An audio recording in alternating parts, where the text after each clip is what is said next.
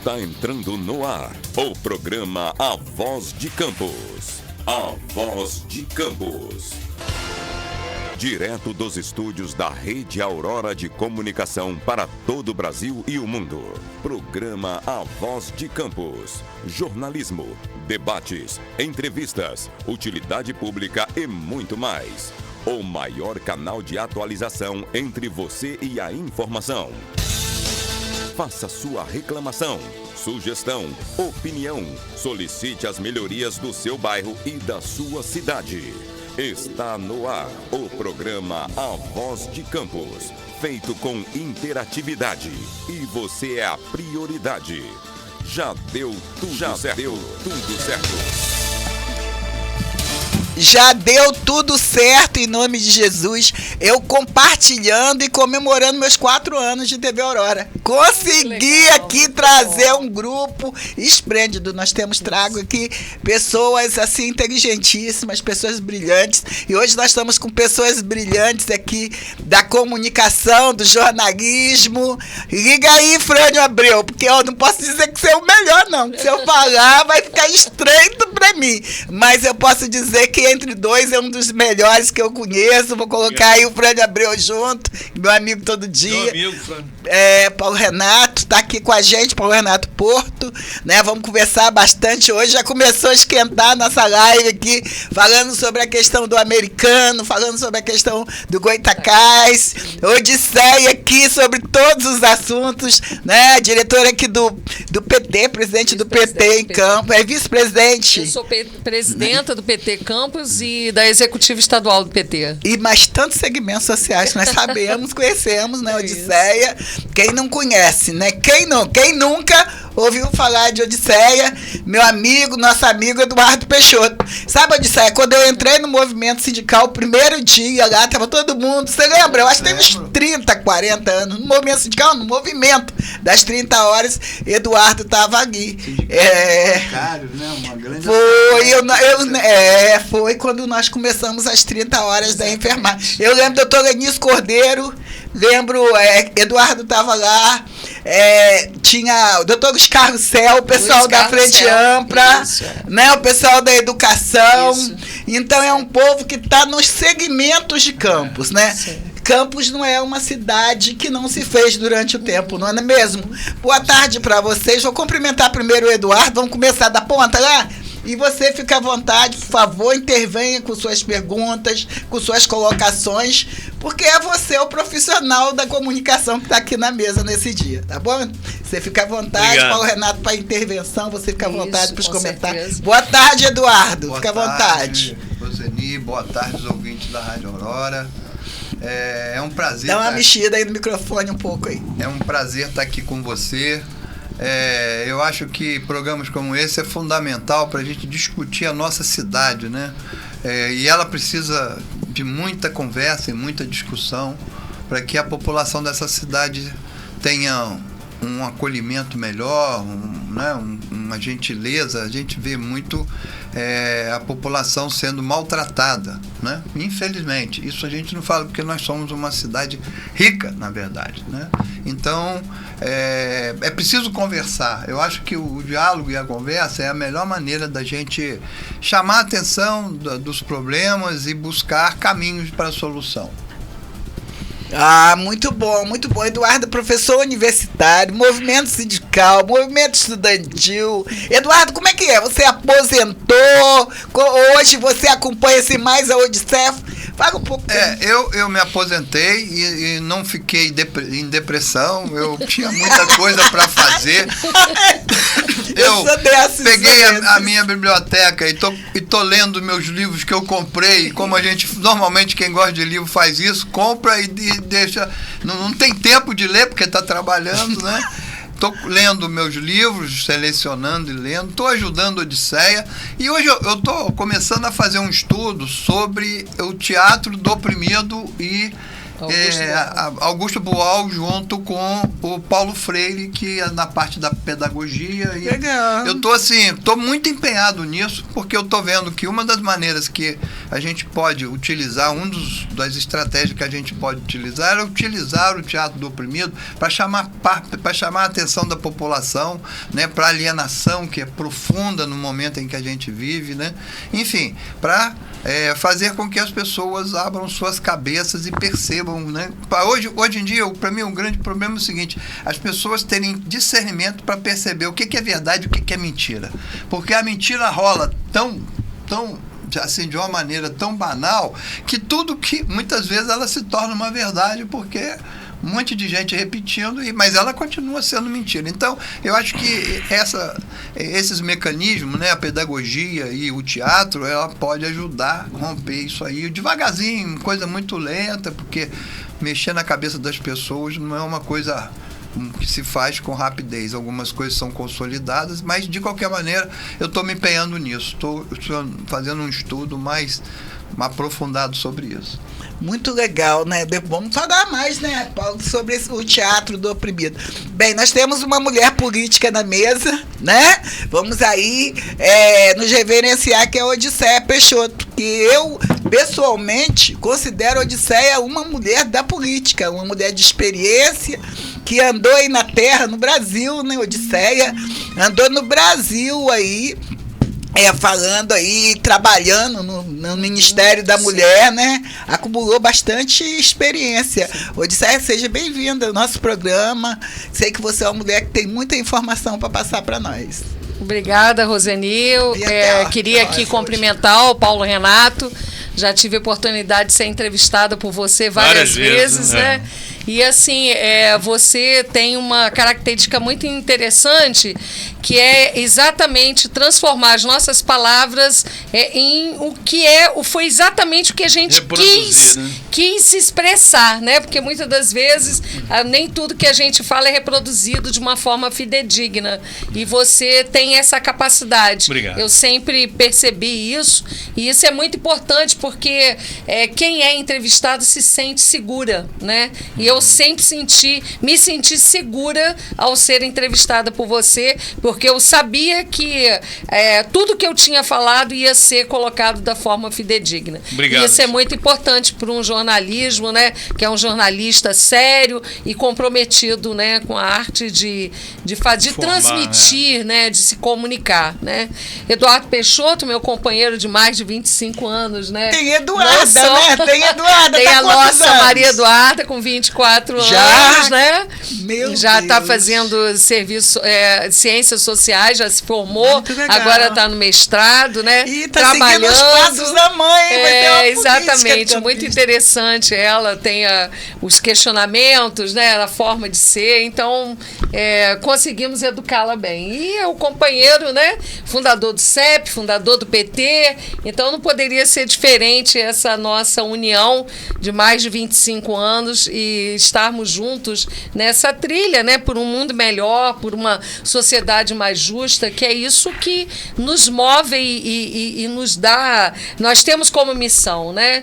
Eu, quando iniciei em 85 eu fiz o concurso para o Estado, em 86 eu começo a trabalhar no CIEP do Eldorado, professora Carmen Carneiro, e foi uma experiência para mim assim, né, surreal, porque a gente estava lidando ali, indo até as casas dos alunos para poder buscar matrículas, né? Tinha aquela ideia, Roseni, de que os CIEPs eram locais de tirar os filhos do lar, né, da família, e trazer para fazer um trabalho comunista, né? É porque o Brizola era considerado comunista, né? Então, nunca foi. Foi isso aí para a visão? Exatamente, e ali no CIEP a gente tinha, sim, que Darcy Ribeiro, né? Nosso grande Darcy, você tinha na parte da manhã, os alunos estudavam normalmente, na parte da tarde você tinha 2 horas de reforço escolar. Se o aluno que tinha dinheiro, né, as crianças e os adolescentes adolescentes podiam ter aula particular, por que não colocar isso na escola pública? Saída perfeita. Então nós tínhamos 2 horas de reforço e depois nós tínhamos o horário da animação cultural. Inclusive a gente fez hoje uma reunião, cheguei um pouco atrasada aqui por conta disso, na reunião que fizemos hoje lá no CEP, dos nossos animadores culturais. E quem eram os animadores culturais? Aquelas pessoas que resgatavam a história cultural daquela comunidade e do município de Campos e trazia para dentro do CIEP e trabalhava com os alunos e com a comunidade. Então, olha que importância. Aí depois nós tínhamos horário de biblioteca, de audiovisual e tinha o horário, mais ou menos 4 horas, mais ou menos, o horário que a gente levava. Eu tô falando porque a minha formação é professora de alfabetização. Eu fui alfabetizadora quando eu entrei no Estado. Então, a gente levava para o banho, educava na prática como era para se fazer e depois encaminhava os alunos para o nosso bandejão, que era o nosso restaurante, e lá no restaurante a gente colocava, educava, né? E aí a gente tinha experiências assim, olha, incríveis, né? Porque tinha um nutricionista que cuidava da parte de alimentação. Mais contato com a família? Com a família. Socializava mais. Porque, na verdade, era exatamente ponte, né? o período da gente tirar a criança do trabalho escravo, tá? Para levar para dentro de uma escola em tempo integral, onde os pais pudessem ficar tranquilos em saber que seus filhos estariam acolhidos ali, né? Então, era essa a ideia. E aqui em Campos, nós tínhamos muito trabalho infantil, chamadas boias frias, né? Seus pais e mães, os pais, mães, as crianças eram levadas horas a fio na roça. Na olaria também, em olarias. Não era só o trabalho no canavial, era também nas olarias. De farinha. Então, a criança era utilizada na época, e ainda é, a gente sabe que diminuiu, temos as leis, mas eram utilizadas para mão de obra infantil. Era um padrão cultural quase, né? Então, ter essa criança dentro da escola, né, com toda essa parte de educação integral, né? Cultural, né? E realmente a gente, com um programa de estudos onde nós profissionais da educação nós éramos qualificados, de 15 dias nós tínhamos reuniões com a equipe pedagógica para poder saber como nós íamos aplicar, como que aquele aluno estava aprendendo, e a gente fazia aquele trabalho. Nós tínhamos crianças que chegavam às nossas mãos que estavam há 2, 3 anos sem conseguir se alfabetizar. E com a metodologia usada, né, dos CIEPs, a gente conseguia fazer essa criança se alfabetizar. Então, pleno século XXI. Né? Isso já no século XXI, né? Isso, exatamente. Século XX. Pleno século XX, né? Nós somos um país atrasado. Nossa, né? Extremamente. Então, nós chegamos a ter no CIEP, em que eu comecei a trabalhar, mais de 1.200 alunos e alunas. E não tinha nada daquela coisa de tirar a família para, né, colocar essa doutrinação, que agora voltou essa história de doutrinação, né? De uns 4, 6 anos para trás. Mas, de qualquer forma, a escola era um espaço... Doutrinação de direita pode? Pois exatamente, escola sem partido, né? Nada mais é do que a doutrinação de direita. Então, na verdade, foi uma experiência de vida, né? Nós tínhamos alunos que, quando retornavam das férias, né? Eu não me esqueço dessas cenas, alunos em que eles passavam mal ao comer a comida sólida. Então, a nutricionista ofertava inicialmente sopa para ir gradativamente introduzindo novamente a alimentação. Depois tiveram outras experiências de fornecer alimentação durante o período de férias, né? Então, a gente sabe que o espaço da escola não é um espaço para que o aluno possa comer, também e de aprendizagem. Mas a gente, quando fica umas 4 horas sem comer, que a barriga começa a ficar roncando, a gente fica sem pensar direito. Você imagina aquela criança que só tinha aquela alimentação. Então, a alimentação na escola, eu sou literalmente a favor, porque muitas das vezes é a única alimentação que aquela criança tem. Então, era o café da manhã, era o almoço e saía com janta. Eu sou a favor que tenha comida para as crianças nas férias, porque eu fico pensando nas crianças agora nas férias, as crianças que estudam em escola pública, que vão ficar sem comida. Exatamente. Tem crianças que, infelizmente, por causa do mau potencial cultural, eu falo até emocional, sentimental dos pais, que come do lado de fora, que só come na rua. Exatamente. Né? Tem os 11, às vezes 12 anos, quando eles começam já, muitas vezes tem crianças que começam até na maconha, que tem muita fome. Tem, infelizmente. Sim. Chega o pai e a mãe não percebe, sabe que tá rebelde, não percebe. Agora não é hora, né? Ou não tem comida, ou tem aquela questão. Então a escola trata tudo isso. Então essa experiência minha inicial, né, de vida, trabalhei 35 anos, depois fui trabalhar, né, aí encerra esse ciclo, né, do ensino fundamental, da primeira etapa, né, o Estado, hoje ele é responsável pelo ensino médio, e aí eu sou aproveitada por ter pós-graduação, né, e sou pedagoga também, fui aproveitada para trabalhar no ensino médio, né, cheguei a dar aula na Faculdade de Filosofia, nossa saudosa tem um monte de coisa faculdade de filosofia, que hoje, quando eu passo por lá, eu sinto um aperto no coração. Muita gente boa, né? Olha meu aí, Deus do céu, né? aquele espaço, né? Não. Aquele espaço poderia, no meu entender, ser aproveitado pelo poder público municipal, né, para ser uma escola de formação ou uma escola de aplicação. Já existe algum movimento? Não existe, não existe. Pelo que eu saiba, não. Né? E está lá o prédio, praticamente sendo depredado. Né? Então, é uma lástima que eu, quando vejo a quantidade de pessoas... A Prefeitura e o Estado poderiam utilizar aqueles prédios. Né? A Odonto continua no mesmo local. A Odonto continua, mas ali a Fafic não, e tem, no caso, a Faculdade de Direito, que continua, a Uniflu, né? Que continua eles tentaram ainda fazer funcionar. Mas, então, são essas experiências de vida que a gente vai tendo, né? Que faz com que a gente forme o nosso caráter, né? E eu sou uma lutadora pela escola pública, sabe? Eu acredito na escola pública. Eu sou oriunda de escola pública. Minha mãe, principalmente, me levava a pé. Eu moro no Turf até hoje, na mesma casa. Minha mãe mora embaixo, eu moro em cima, minha irmã nos fundos. Então, a gente ia a pé para a escola, para o IEPAM. Não era ISEPAM, era o IEPAM. Então, eu, desde o terceiro período, né, do jardim de infância, e concluí no curso de formação de professores lá. Né? Então, eu tive a oportunidade de ter essa educação integral, né? Porque na época, Dona Vânia Ventura, né? Que eu fazia parte do coral, sabe? Tinha aula de piano.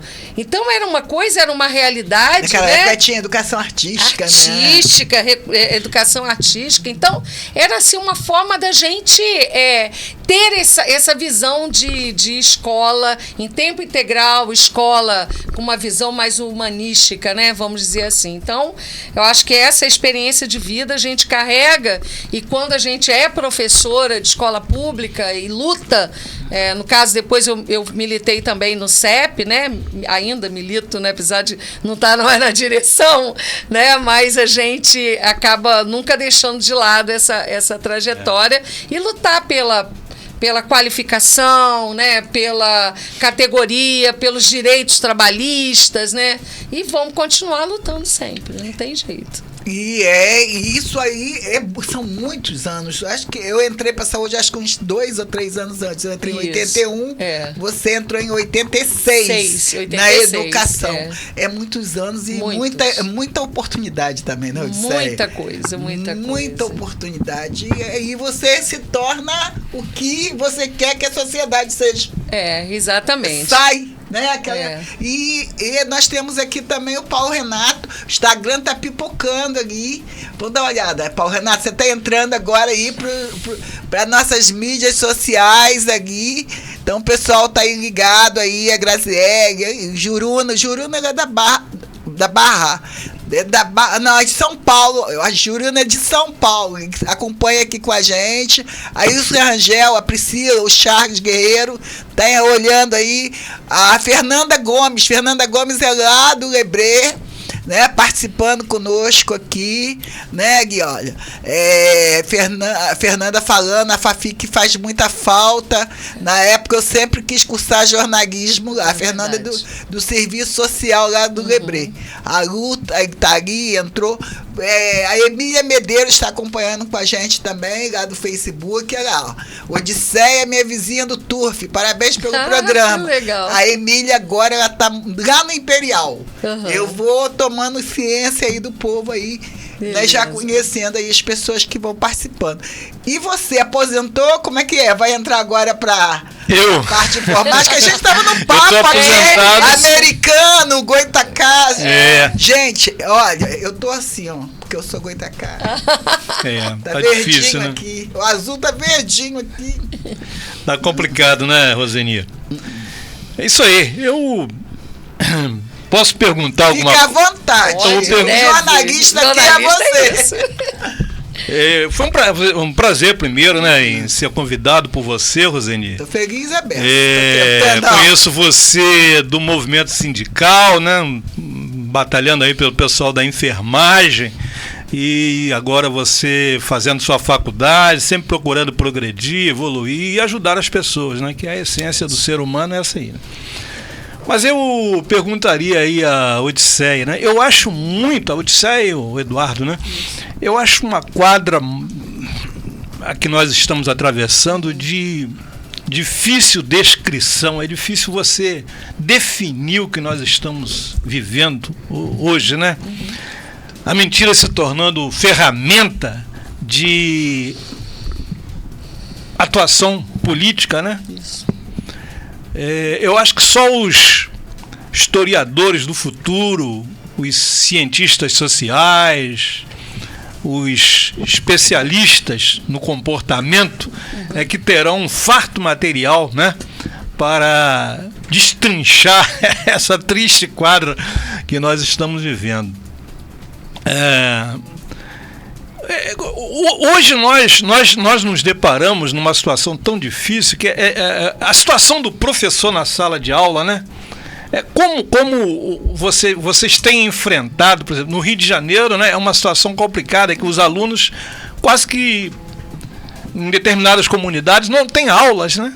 Não tem aulas, tem uma escala reduzida na sua atividade letiva, né? Sim. Assim como o professor, devido à violência.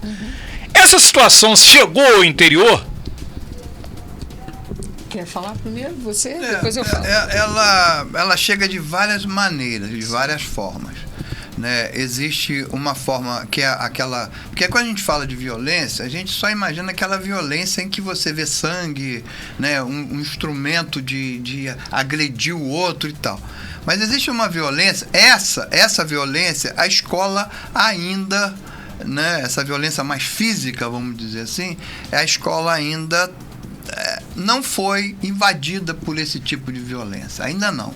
Mas existe a violência muito subjetiva, né? Vou te dar um exemplo, meu exemplo. Nos últimos anos que eu estive trabalhando na escola, para me aposentar, né, aquela coisa, final de carreira, eu atuava no Felipe Web, que é uma escola da periferia. Meu bairro, São Mateus. Em frente à entrada da Codim, né? Ali fica... E ali eu em sala de aula, eu dava aula para o ensino médio, terceiro ano do ensino médio. Então, a gente estava naquele negócio do 2018, aquela efervescência, aquela coisa louca. E eu tinha um problema dentro de sala de aula. Os meus alunos... eu dava aula de filosofia, sociologia, história, né? E até geografia, mas filosofia, sociologia e história. E os meus alunos iam para a sala de aula, pegavam o celular e faziam arminha para mim. Já naquela época? Já naquela época, 2018. Eu sempre tive mando de sala, nunca tive problema com isso, né? Aí eu chegava e a gente começava a conversar. Agora, eu vim descobrir que a reação dele estava associada a um pastor da igreja que eles contavam lá as minhas aulas, né? Do que eu falava de sociologia, falava de história, contando, mostrando para eles como que as coisas tinham acontecido, e minha aula era sempre contestando aquela olhar oficial da história, né? Mostrando o que estava por trás das cortinas, ou seja, revelando as coisas. E essa era uma agressão que, isso comigo, agora com outras pessoas era uma coisa inimaginável. Pessoas que saíam de sala chorando e que, né, fruto desse tipo de postura, porque não concordava com o que os alunos vinham trazendo de casa, dentro da cabecinha deles. Né? Então essa violência é muito cruel, porque é você se tornando esse tipo, o que eu estou fazendo aqui? O meu papel aqui é mostrar para aquela criança, para aquele adolescente, que ele tem que olhar o mundo a partir de um leque de realidades, e não de uma única, para ele poder fazer a opção dele, não aqui, não. E não tinha isso, eles já chegavam na escola com uma formação já formada. Um outro problema é o problema da própria família, né? E qual é o problema da família? Porque, quer dizer, também não é a gente dizer que a família está errada e tal. O problema da família é a estruturação da família. Né? Nos últimos 10 anos, nos últimos 20 anos, a família se desestruturou de uma maneira. Então, o que eu tinha lá?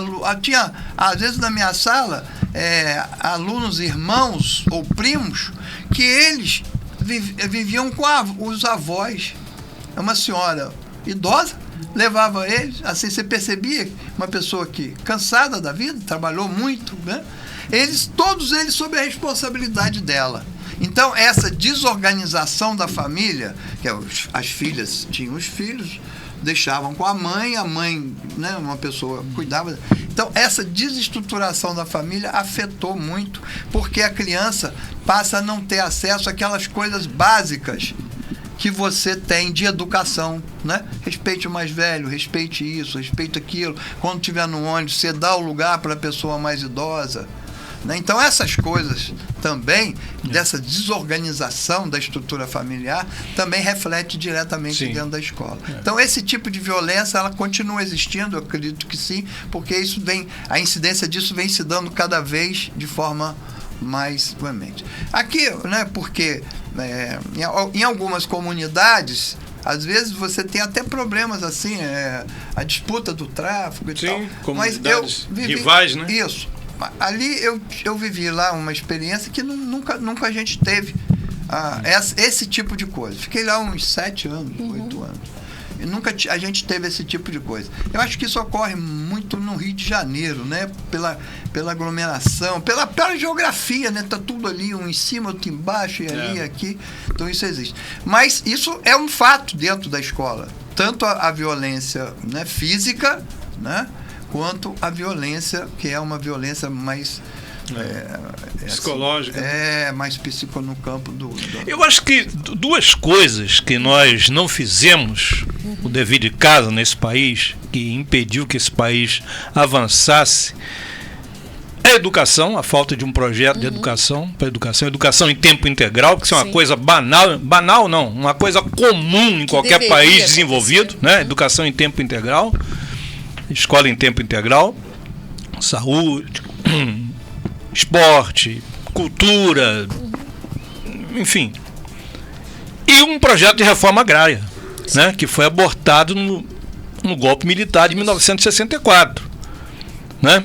Há muita gente falando que nós não precisamos de uma reforma agrária, porque já foi, né, ao longo do... Muita gente fala aqui em Campos que a reforma agrária aqui se desenvolveu com o Instituto da Herança, né, porque os pais tinham um pedaço de terra maior, foi dividindo com os filhos, aí você fica um pouco de terra na mão de algumas famílias também, né? Eu tenho essas dúvidas, carrego comigo essas dúvidas, né? Pode ser que em Campos isso ocorra, mas no restante do Brasil você pode andar de carro daqui até a Paraíba, você vai encontrar terra que você, né, um pouquinho, uma leitura mais acurada, você vai ver que é terra de pouca gente. Sim. Não tem muita terra para se plantar, e com isso nós tivemos aí um país disforme, né? Um país cheio de contrastes, um país rico. Quando eu disse aqui, meus amigos, que nós somos um país atrasado, né, porque a Odisseia estava falando sobre a questão do boia fria, a questão das crianças que trabalhavam. Nós não somos um país pobre, nós somos um país rico, R-I-C-O, porém muito desigual, né? Um país rico e pobre ao mesmo tempo, né? Você vê que o Brasil tem uma economia diversificada, uma indústria diversificada. Não somos um país industrializado ainda, né? Indústria de elevada, emprego de alta tecnologia, não somos, né? Mas somos um país de uma economia. São Paulo é um estado que, se fosse um país, seria um dos países mais desenvolvidos do mundo, né? Do mundo industrializado. Agora, nós somos um país que estamos entre as 9 economias do mundo, e quando você vai verificar o IDH, nós estamos lá na rabeira. Entre os países emergentes, nós somos talvez o último ou o penúltimo. Nós estamos lá em 78º, né?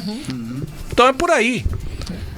E assim, Paulo Renato, eu tenho uma experiência, Eduardo, um pouco mais do ensino médio, e eu, como pedagoga, eu sempre trabalhei no Parque Cidade de Luz, né, que é no Lídia Leitão de Albernaz, que é uma escola também de periferia, né, e as maiores violências que a gente presenciava dentro das escolas, e aí falando em relação aos alunos, é a guerra do tráfico, né, são áreas, né, que estavam ali, geralmente eles eram ex-alunos da escola. Então, de uma certa forma, dava uma protegida, mas, querendo ou não, esses alunos ficavam entre a polícia e o tráfico, né? Então, meninas, eu já tive um caso de uma menina de 12 anos, 13 anos, que ela começou a namorar com um rapaz da facção contrária. Teve jeito, é cabeça raspada, é surra, né? Então, são violências que fogem à nossa alçada, né? Eu tive uma experiência, um menininho de 6 anos de idade, ele falou assim: professora, eu tô com medo da minha mãe me matar. Eu falei: por que você está falando isso? Não, porque eu sou muito parecido com meu pai. Eu falei: mas e o que tem você ser parecido com seu pai? Porque eu vi minha mãe matando a facada meu pai.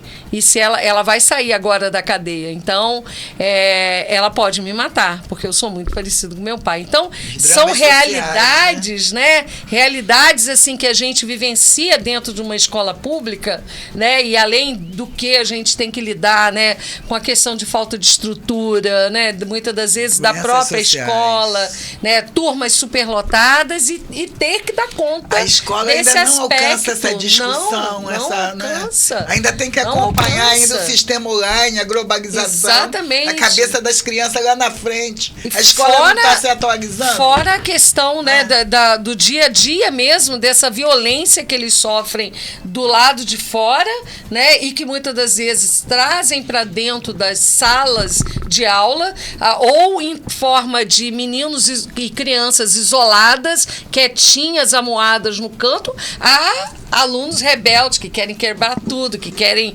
atacar o professor, agredir o professor, a professora, agredir o colega. A violência no ambiente doméstico é uma realidade muito triste, cada vez mais recorrente. Né? Nós tivemos agora o caso da menina de 6 anos, a Sofia, que a gente não sabe, está sob investigação, mas o abusador e quem matou a Sofia era do convívio social dos pais, né, do padrasto e da mãe. Então, quer dizer, uma coisa, a menina era linda, sorridente, uma menina com vida. Então, quer dizer, nós estamos lidando com essa... Está próximo. Está próximo, geralmente está próximo, né? Então, são realidades como essa que a gente tem que fazer o papel de transmitir o conhecimento, de formar, né? Trazer os vários conhecimentos para a gente formar o cidadão e a cidadã, mas a gente também tem uma responsabilidade que muitas das vezes que a gente precisa da ajuda de profissionais, né? Quantas vezes eu saí para levar, a mãe não podia porque trabalhava o dia inteiro, não sei o quê. Não era papel nosso, mas a gente fazia, entendeu? De levar no atendimento do CAPES, porque a criança dentro da escola surtou. Ia fazer o quê?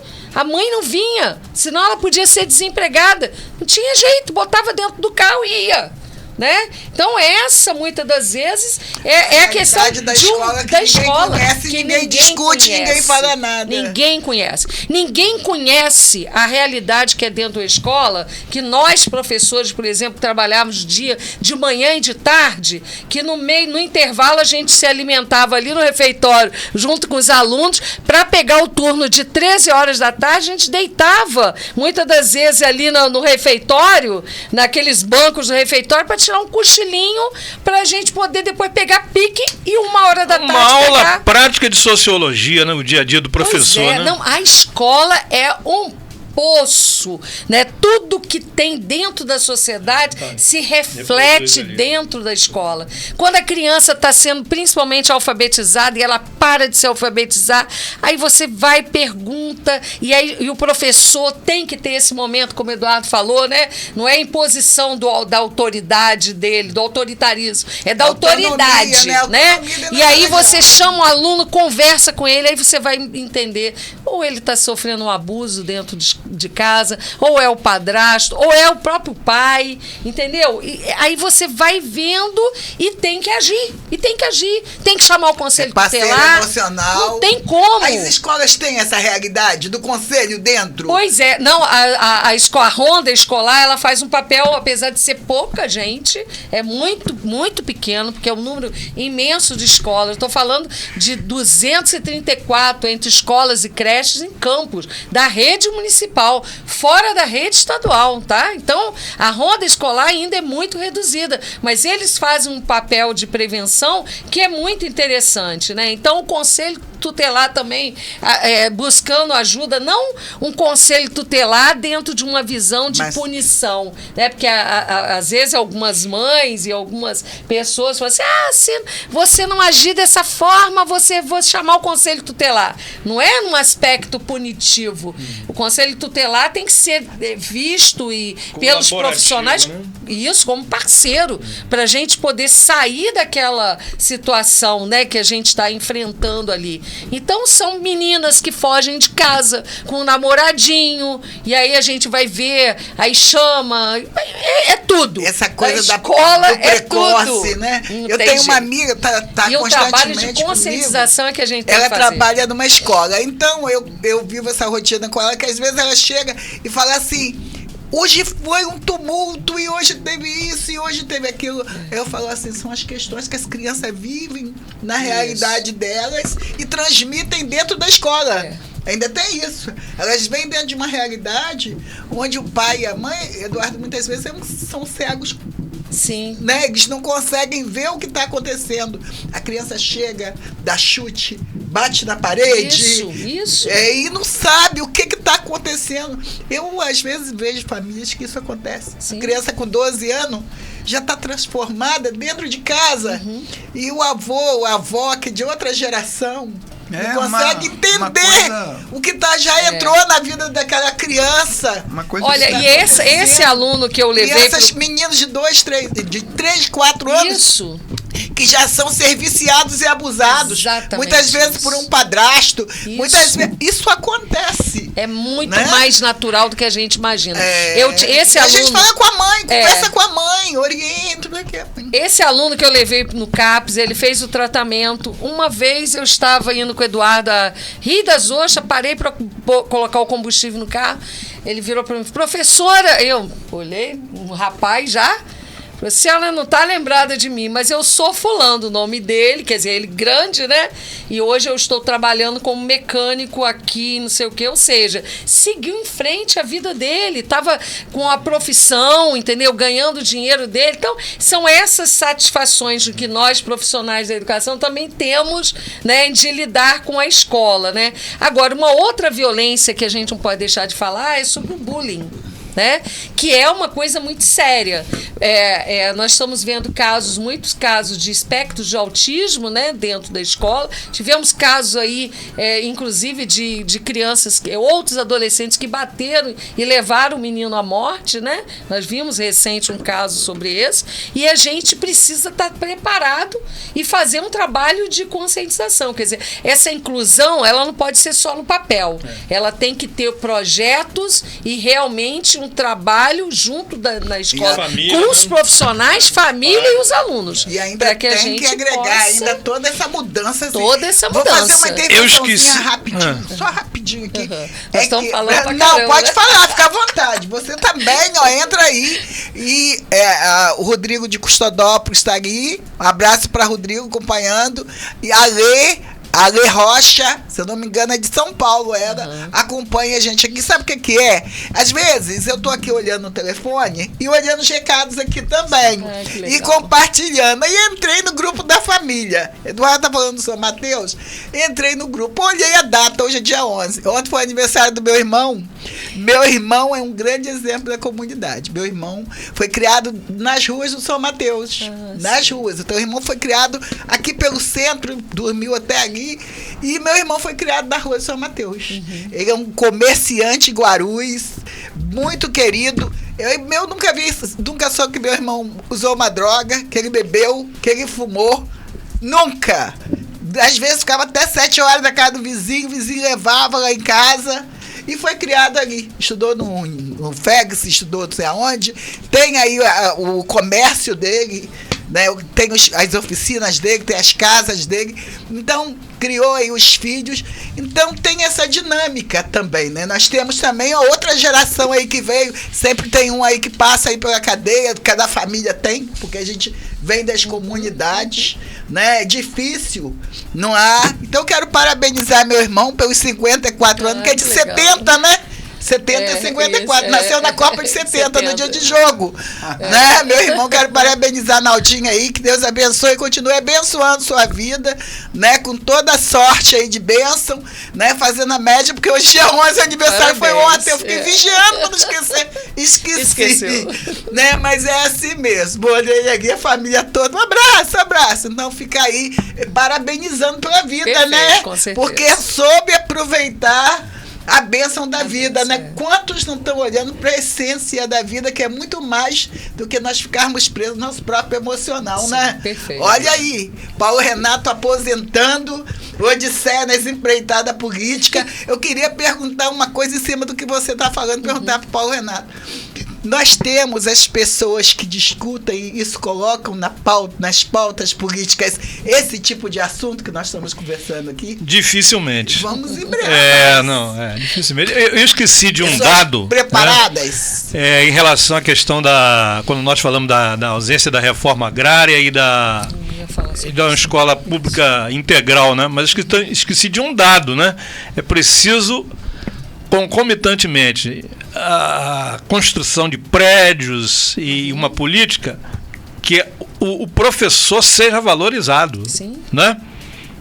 O professor tenha um salário melhor, tenha melhores condições de trabalho, escolas e creches também de qualidade. Agora, não vai ser com 3% do orçamento federal que nós vamos ter uma educação de qualidade, né?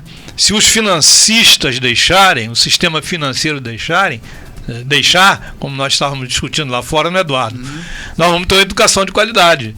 Por quê? Porque o Brasil tem aí um orçamento de trilionário, mas quase metade desse orçamento vai para pagamento de juros, serviços e rolagem da dívida pública. 48%. Tem um trabalho muito bem feito pela economista, ela não é economista, é auditora aposentada da Receita Federal, Maria Lúcia Fatorelli. Essa mulher é uma guerreira, é uma batalhadora, sim, ela é mantenedora da Auditoria Cidadã da Dívida Pública. Então ela mantém no site dela uns gráficos interessantes, que coloca lá 46%, 48% para o pagamento de juros. Dinheiro é um sequestro, né, do nosso dinheiro para as mãos de poucos, né? Dono de banco, dizem que a família Marinho também é um grande beneficiário desse esquema, e outras famílias bilionárias aí desse país. Aí você tem 46% para essa farra e 3% para a educação. Odisseia, Eduardo e Roseni e nossos amigos ouvintes. Quer dizer, você não pode construir uma nação, um país digno desse nome, nação, com 3% apenas do orçamento federal e não sei quanto do PIB investido na educação. Não vamos chegar a lugar nenhum. Por que a Coreia e a China, que eram países na década de 80, tão problemáticos e desenvolvidos como o Brasil, né? Desenvolvido para baixo. E hoje a China é essa grande potência, a Coreia é um extraordinário país em termos de tecnologia e educação, está aí inscrito no hall aí dos países, né, desenvolvidos, emergentes para desenvolvidos, e nós estamos nessa rabeira ainda, né? Eu, inclusive, no início deste ano, eu participei da nossa Conferência Nacional de Educação, que foi o CONAI, na elaboração do Plano Nacional de Educação. E a gente reafirmou que a educação precisa ter o orçamento e financiamento. E a nossa proposta, a gente reafirmou isso lá, votamos nisso, é que tem que ter os 10% do PIB nacional tem que ser aplicado na educação. Porque senão, no Plano Nacional de Educação, no PNE. Então, de 2024 até 2034. Nós temos 10 anos para colocar isso em prática, né? Nós temos hoje 5,7% do PIB sendo aplicado nacionalmente na educação. É muito pouco ainda, né? E ainda o Congresso estava se reunindo para tirar o que já é lei e que tenta amenizar a situação do financiamento da educação, que é os 18% do orçamento, né, federal para aplicar na educação, 25% do Estado e 25% do município, né? E não podemos deixar de falar que em plena pandemia a classe da categoria dos profissionais da educação, junto com a Confederação Nacional dos Trabalhadores em Educação, que eu já fiz parte, já fui diretora, né? Foi o Fundeb permanente, que é o Fundo de Manutenção para a Educação Básica. Porque antes nós tínhamos o Fundef, que atendia só ao ensino fundamental, e o Fundeb nós conseguimos ampliar, que é desde a educação infantil, das creches, até a educação do ensino médio. Então, é educação básica, né? Então, isso foi algo positivo e a gente está numa luta o tempo todo, né? A gente conseguiu aprovar em 2008, colocando 50 mil pessoas nas ruas, o piso nacional, onde valoriza o profissional da educação, né? A gente queria para todos os profissionais, mas só foi infelizmente, só para professor. E nós temos hoje estados que ainda não aplicam o piso. O estado do Rio de Janeiro é um. Sabe quanto ganha um professor de 18 horas no estado do Rio de Janeiro? 18 semanais. R$1.580. Esse é o salário do professor. Então, se fosse se basear no piso, o piso hoje é de R$4.585. Então, para 40 horas, a gente teria um salário muito maior que esse. Mas o Estado não usa o Fundeb, que o Fundeb é para isso, para piso e carreira. Se fala e não acontece. Piso e carreira. Aí quando chega no final do ano, estou falando isso porque eu faço parte do Conselho Estadual do Fundeb e eu acompanho isso. Então, chega no final do ano, é a sobra.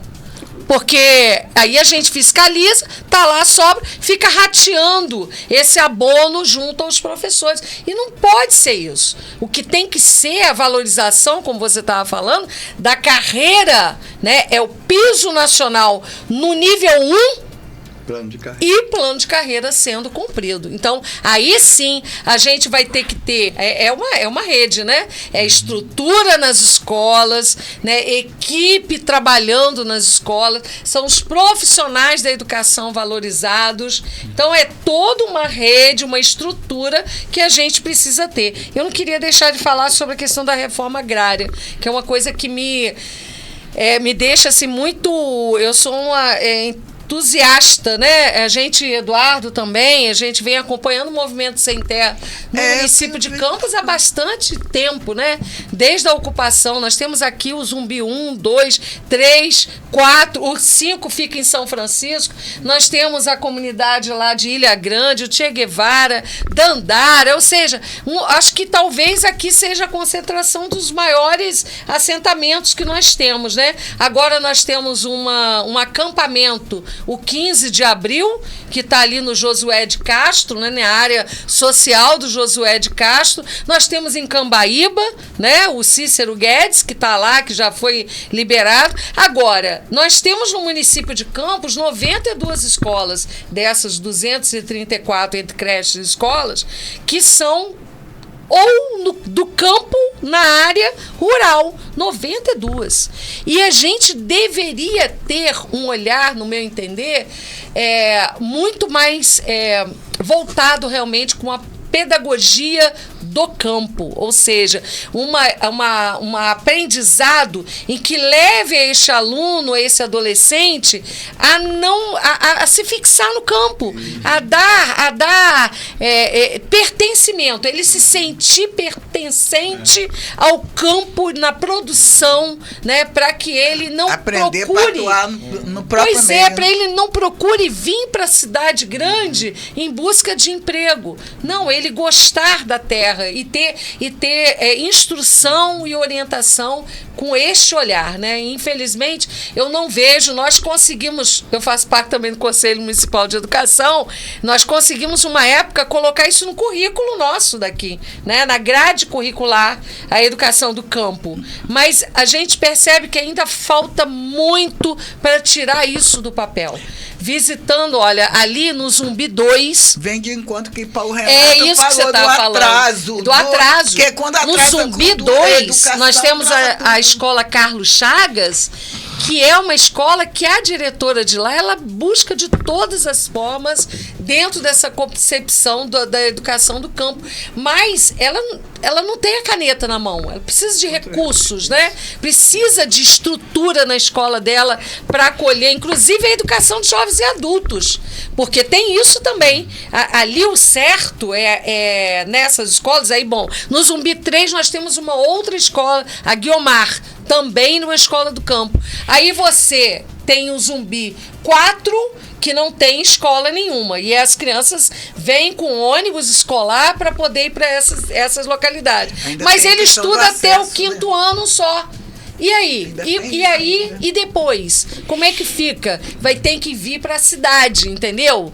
Para a cidade, muitas das vezes, ou para o Nilo Peçanha, que é ali perto ali da rodoviária, grau, o 15 de novembro, né? Então, você deveria ter uma política, no meu entender, ou do Estado, que no caso é a responsabilidade, de ter uma escola do campo que atenda as pessoas daquela comunidade. São 506 famílias a gente está pagando do de assentamento. Formação. Olha o problema da educação ainda. 506 famílias. Naquela época, nós tínhamos uma expressão Isso é a necessidade da reforma. muito conhecida, que era o chamado êxodo rural, né? Êxodo rural. Aí você tinha o homem do Nordeste, Pois principalmente, que fugia da fome e da seca. Isso. Para vir para as isso. cidades na década de 60, né? isso. Aí você inchou cidades que se tornaram megalópolis, Isso. né? Inabitáveis, né? As pessoas vieram sem emprego, sem instrução, sem nada, né? Aí se tornaram habitantes de comunidades precárias, né? Isso. Nós nunca tivemos uma reforma urbana também, que é necessária, né? Isso. É necessária a pessoa ter política de habitação e lugar para morar. E condição de trabalho, de emprego, né? Ainda você tem São Paulo, Rio, aí você tem a violência tomando conta de outras metrópoles, né? Como Salvador, Fortaleza, não está escolhendo mais só Rio e São Paulo, né? Então, por quê? Porque que nós não fizemos o dever de casa lá atrás, né? As elites, né? Os coronéis e seus jagunços, os donos dos grandes latifúndios, os latifundiários, junto com os militares e o empresariado mais atrasado do Brasil, né? movimentaram-se para fazer aquele golpe em 1º de abril de 1964, abortando as chamadas reformas de base, né? Exatamente. Que o Jango, né?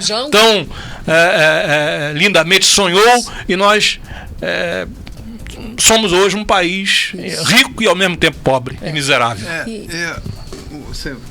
Não, é só para complementar, nós tivemos nesse período aí, inclusive fechamentos de escola do interior, né, rural, né, mais de 12 escolas foram fechadas. Quer dizer, você tem que ter um olhar diferenciado, né? Se eu tenho 12 alunos dentro de uma escola, você não pode fechar, não tem como fechar uma escola, porque pelo quantitativo de número de alunos, né? Então, eu cheguei aí numa escola em que a gente ia diretora, eu fiz questão de ir na época que eu fui vereadora, eu visitei essa escola, ali indo para Ibitioca, na Fazenda Santa Maria, uma escola linda, no alto do morro, tinha sido recém-reformada, depois, por causa de tinham 12 alunos, resolveram fechar. E a gente ia de carroça, a professora ia e a diretora, e eu fui junto, porque eu queria ver o trajeto que ela fazia. Ela descia de um ônibus na estrada, pegava a carroça, a pessoa levava ela até lá. Então, para você ver, quer dizer, não tem que ter um olhar diferenciado. E ainda tem gente que demoniza o MST, né? Que para mim é o movimento social mais organizado e dá exemplo de organização e resistência nesse país. A gente tem sempre no mundo, né? A gente tem sempre contato com a deputada Marina do MST, acompanhei o trabalho dela aqui em Campos, né? Maravilhoso. E se elegeu tá fazendo deputada. A diferença. Tá fazendo a diferença. Quer dizer, qualquer problemática da agenda foi pura consciência. E a Maria Lúcia, né? Nós estamos falando muito das mulheres aqui, as mulheres estão dando show, né? A Maria Lúcia Fatorelli, eu já tive Roseni, ninguém convida essa mulher para nada. Essa mulher já deu palestras no Senado, na Câmara, percorre o país inteiro, né, nas universidades, explicitando para onde o nosso dinheiro suado vai, né? Convide, Roseni, a Maria Lúcia Fatorelli para vir ao seu programa, porque se depender da Globo News, do Roda Viva, do Canal Livre, ninguém vai convidá-la, porque ela mete o dedo na ferida nessa questão do esquemão da dívida pública. Com relação a essa questão da reforma agrária que você levantou, tem uma questão que eu acho fundamental. Quando a gente fala nisso, parece que são pessoas muito mal intencionadas que querem tomar dos outros alguma coisa que é dele, né? E aí esquecem, a gente vê pouca gente. Vou colocar o seguinte: a questão de uma terra para ser analisada pelo INCRA, para transformar em um assentamento, é feita com base na Constituição. Terras improdutivas. E a nossa região, principalmente depois da cana. Quando tinha cana, ainda tinha muita terra produtiva social, né? Que não cumpre a função social. Então, não tem tamanho de terra. Em Campos, se a gente falar de uma grande propriedade, é 1/3 do que é em Goiás, o tamanho dela. Mas não importa. O que importa é o seguinte: terras improdutivas e não tem a função social. Então, com base, isso está na Constituição. E é com base nisso que os assentamentos são construídos, né? Fazer assim, não é legal, é alguém que quer invadir, quer me tomar minha terra, sabe? Eu dei um duro danado e tal. Não tem nada disso. É uma análise que é feita com a questão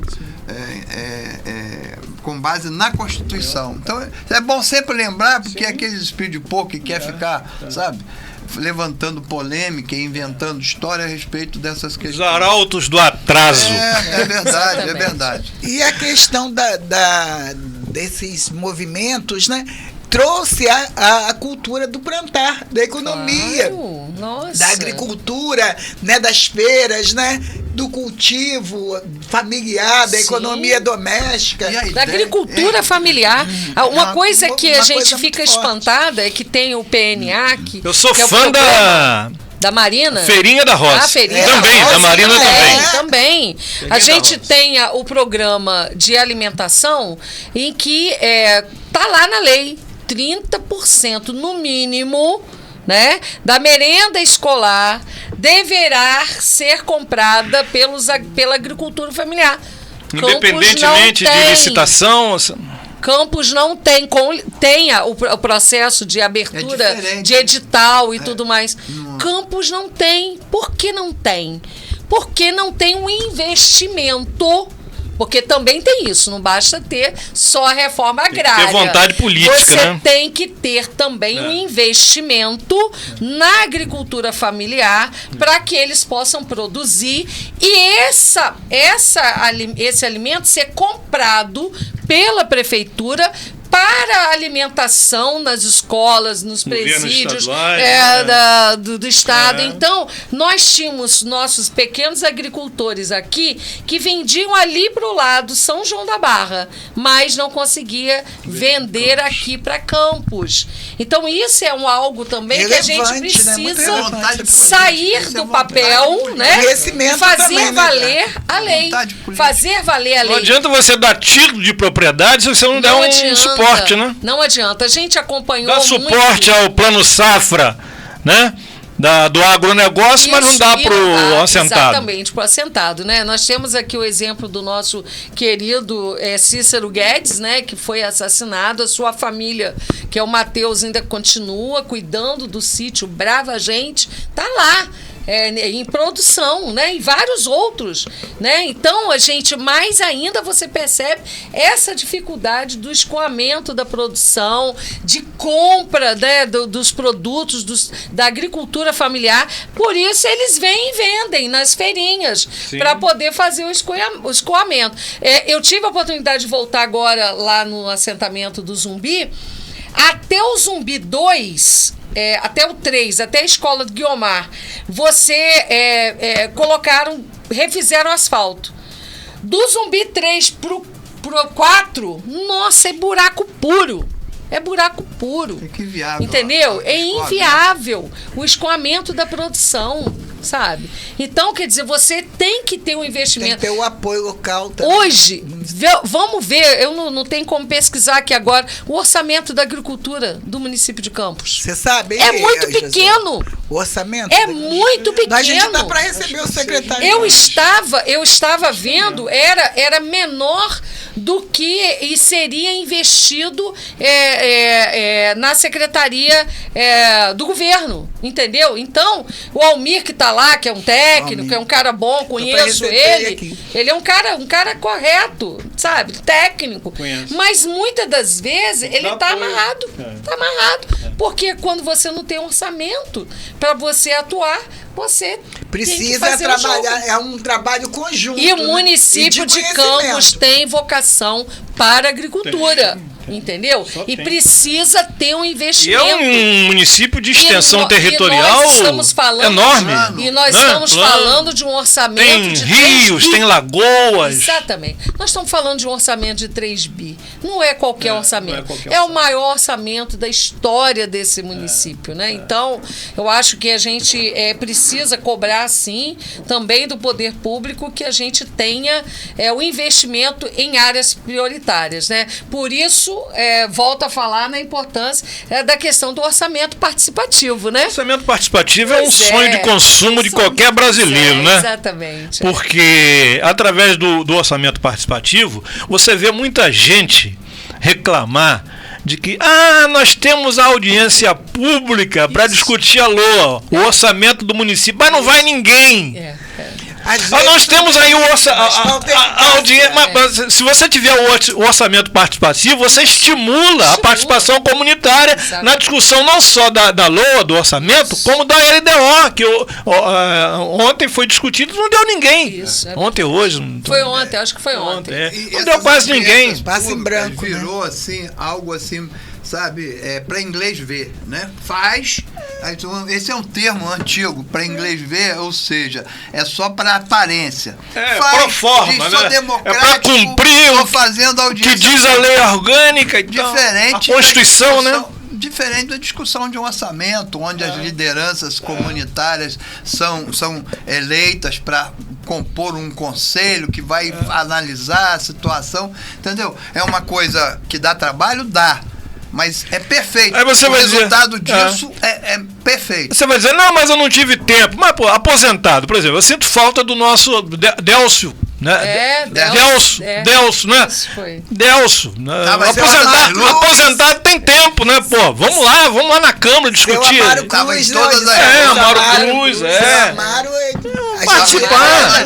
Tem muito idoso aí que eu, por exemplo, eu ando mais de ônibus que de carro, né? Porque minha mulher é corretora de imóveis, né? Ela depende do carro e eu ando muito de ônibus. E eu vejo que às vezes eu vou a Goitacazes e quero voltar, não tem como voltar sem pagar, desfrutando de isenção. Por quê? Porque na volta não tem lugar, aí eu tenho que pagar a passagem. Então, um aposentado aí tem que discutir a LOA e a LDO. Vamos organizar aí a Associação dos Aposentados para participar aí, professores, servidor público, né? Vamos lá. Vamos discutir o orçamento do município, que é de todos nós. Ali, ó, o orçamento da agricultura, tá vendo? De agricultura e pesca do município de Campos vai crescer, né? No caso, a previsão foi o de crescimento. Mas é em torno de 22 milhões, entendeu? Olha, aí está previsto de chegar a 52 milhões. Menos de 1%, né? Menos de 1%, é isso que eu estou querendo dizer. Menos de 1%. Nós estamos com um orçamento de 3 bi. Esse assunto, em cima do que Paulo Renato está falando e a Odisseia, esse assunto aí da LDO, dessas audiências públicas, interessam a quantas pessoas que estão aí dentro dos acampamentos, que estão aí trabalhando nas feiras da roça. Você quer ver uma entidade importante que sempre participava das audiências públicas na Câmara de Vereadores, a FAMAC. Hoje eu não sei nem se a FAMAC eu não sei, tem presidente, eu não sei se ela existe ainda. O Adão faleceu.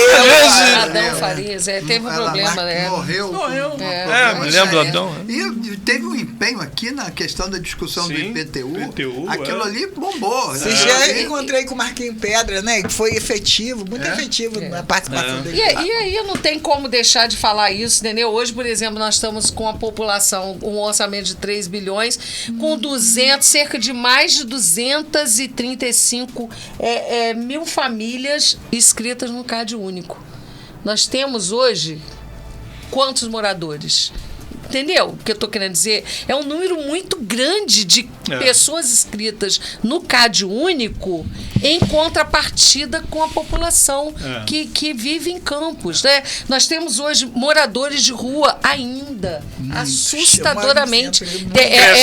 Mais ou menos, a previsão que a gente tinha era de 200 pessoas em situação de rua, né? Então, eu saí da missa no domingo, estava falando com o Eduardo, espantada. A quantidade de pessoas que estavam ali dependendo de uma caridade para ter a comida do domingo. Eu moro ali, eu vejo tem jovens revirando lata de lixo. E às vezes eu quero até descer com uma comida, mas eu fico com medo também, porque de noite, às vezes, tem muita briga, né, Gui, do pessoal aqui. Pois tá na rua, Gui, né? Então, quer dizer, uma coisa muito séria que a gente precisa também debater, discutir, ouvir. Você está aqui para ouvir todos os lados, né? Chamar a Érica para falar sobre esse assunto, Zé Luiz Na verdade, você está enriquecendo a minha pauta, porque eu sempre tive vontade de trazer o secretário de Agricultura aqui. Porque eu olho assim, o secretário de Agricultura, de Educação do município de Campos, e parece pessoas bem técnicas, né? E eu sou muito voltada lá pro Enaldo Barreto, lá em São Francisco. Eu gosto muito. Querendo trazer, e você está enriquecendo para mim a pauta. Eu estou aqui diante de dois educadores, eu gosto muito do Marcelo Férez, é uma pessoa que não está ali de paraquedas, é um cara que tem capacidade, você vê o Marcelo falando, você vê que ele conhece do que está falando, porque não basta apenas ser bom professor, você tem que ser um bom gestor, né? Mas eu vejo que eu espero dele, né, que Campos avance, né, com a questão do IDEB, porque lá atrás, se você pegar aí, Campos se arrastou muito. Renato, volta aqui para Paulo Renato dar uma olhada aqui. Desce de novo ali. As cidades mais ricas. Olha lá. Campos é em 19, olha lá. Olha o PIB. Olha o PIB nominal. PIB nominal, É muito grande. Menina aí gente. é muito. fera. Aí você olha, são 500 mil habitantes em Campos. Você tem 235 mil inscritos no Cade Único. Isso corresponde, sabe quanto? A 42% da população com orçamento de 3 bi. Então, isso é inadmissível. Nós temos um déficit habitacional, são cerca de 3.500 imóveis. São cerca de 10 mil pessoas que estão sem morar. Nós tivemos, eu não sei se você lembra, durante a pandemia, quer dizer, muita gente desempregada, aquela coisa toda. Teve as casas da Realiza lá do Novo Horizonte que foram ocupadas por 2.000 pessoas. Quem traz vocês numa programação dessa não precisa nem falar. E olha que eu sou faladeira, né? Isso. E agora eu quero saber, ele mostrou aí cidades mais ricas. Pois é. Campos em 19º lugar, isso é o pensamento pessoal meu. Eu acho que... Eu tô na fila do pão. Essa é uma questão muito séria, muito séria. Muito séria. Eu acho que o 19º não é o 9º. Não, é 19º. Entre as 20 mais ricas do Brasil. Olha só, tá São Paulo, Porto Alegre. Eu acho só uma questão muito séria. Eu acho que Campos é um polo educacional, um polo universitário, né? Eu acho que as próprias universidades, UF, o ENF, o fórum de disco dos professores universitários, né? Sim. Dos reitores, né? Acho que deveria o IFE, né, fazer uma mobilização para anualmente se fazer um fórum de discussão de campos, né? Eu estou cobrando isso. Porque é uma coisa preocupante para onde nós estamos indo, né? Eu gosto disso. Chama o poder público participar. Nós não temos o Fórum Municipal de Educação. Nós não temos. Nós não temos o Fórum Municipal de Educação. O que é o fórum? É reunir as universidades, os profissionais da educação, as entidades, de uma forma geral, para acompanhar, inclusive o IDEB, a questão da qualidade do ensino e tudo mais. Isso a gente precisa ter, né? Estou cobrando isso, tudo bem, esse ano é um ano eleitoral, vamos deixar para o ano que vem, mas tem que sair esse fórum municipal, que é como se fosse um observatório para acompanhar principalmente a questão da educação, e com todas essas entidades juntas, porque aí a gente vai saber quantas escolas precisam ser construídas para atender a demanda, né? Porque o que a gente percebe, né, inclusive, de crianças que ainda estão fora da escola, porque não tem creche o suficiente para atendimento, né? Que as mães precisam trabalhar. Sabe qual foi a alternativa agora que fizeram? Não para tentar ampliar o número de crianças na creche. Foi colocar não mais as creches em tempo integral, somente o meio turno. A mãe geralmente ou trabalha em comércio, 44 horas. 40 horas. Tinha que ter creche noturna. Pois é isso. Como que você vai diminuir a creche para uma carga horária menor? É difícil. Na questão da educação, eu sempre defendi isso e isso fica, né? Mas é fundamental, cara. Todo município que quer fazer alguma coisa séria com a educação tem que fazer um censo educacional. Não é um censo escolar, não. Trabalhar pesquisa. Censo educacional. Você vai saber ali quais são as limitações da família, as crianças, os adultos analfabetos, conhecer, mapear na palma da mão, né, como se encontra a vida educacional da população do seu município. Sim. Até para você ter projetos políticos de alfabetização de adulto, resolver problemas de crianças que não. Então, isso é fundamental. Então, enquanto um município não fizer o seu censo educacional, ele vai ficar, apagando fogo. É um probleminha aqui, ele vai, é um probleminha ali. Ele tem que saber, ele tem que ter a noção para planejar a educação no país, ele tem que ter essa noção muito, muito mais ampla, que é um censo escolar. Censo escolar, você vai ver como é que a escola está, que não está, se tem, não tem, se tem merenda, se não tem. Isso tem que acompanhar o dia, né? Deve viver. Você estava falando que você anda de ônibus. Eduardo anda de ônibus porque ele não sabe dirigir, né? Então, quando eu posso, a gente sai junto. Mas ele anda de ônibus, de van e tudo. E o transporte? Transporte em Campos. Eu espero que com essas 350... 540 milhões que está chegando 350, né? Viaturas, né? Veículos, né? Sobre transporte público, acho que isso... Porque não adianta você fazer, alardear, que está fazendo terminal de integração. Não, terminal de integração é um braço de apoio. detalhe, A população precisa de veículo para andar. Exatamente. De ônibus e... Guardando as devidas proporções, né? Uma experiência que eu conheço mais de perto, tem Maricá, mas eu conheço de São João da Barra, transporte público, cara. Ontem eu usei o transporte público de São João da Barra. Isso. Peguei na rodoviária de São João da Barra. De graça. O ônibus. De graça. O ônibus. Peguei e fui até a minha casa, em Atafona. O que ele faz? Ele tem um trajeto de pegar na saída do horário dos trabalhadores, ele faz um trajeto que pega todos os de trabalhadores. graça, nós estamos falando dos graça. vermelhinhos de graça. Então ele tem um horário de manhã que pega todos os trabalhadores, que movimenta esse pessoal do Açu para São João da Barra. Aqui no distrito. Barcelos, tudo, com horário certinho, se você estiver na ponta ali, sabe, sem problema nenhum. É um show, Você só percebe a importância disso quando você pega aquilo e utiliza daquilo. Ou então quando você olha, não tem, você olha e não Eu não vê. posso reclamar do meu bairro, porque eu moro no Jockey. Ali tem várias linhas, né? Jockey Santa Rosa, Novo Jockey, Matinha, o Enf. Agora, você vai para Goitacazes, Baixada Campista. Nossa, não tem. Eu já vou. Às vezes eu vou no hospital de Goitacazes. Sim. Aí você pega uma van. Não tem lugar para idosos. Não tem. Aí outra não tem. Eu vou pagar. Isso. Aqui, ó. Você São 540 sabe o que a gente milhões, faz? Você vai né? entender o que eu vou dizer. A gente paga para 350. poder uma outra pessoa com muito mais dificuldade de você, de mais idosa que ela pode Isso é apoiar. importante Agora, falar. Novo PAC. Eu tive uma experiência no ônibus com a senhora. Sabe o que ela me revelou? Ela me revelou o seguinte, que ela tem uma dificuldade muito grande de manter atualizado a saúde dela em função dos exames que ela tem que fazer.